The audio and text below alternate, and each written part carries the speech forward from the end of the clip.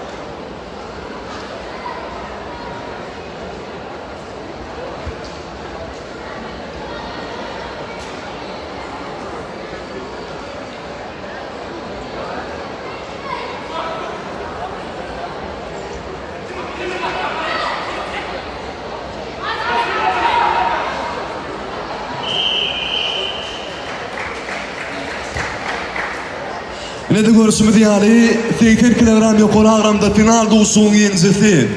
80 kilogram ağramda sportun sambo görüşü oyunca Türkmenistan'ın çempiyonu Muradova Yıldız.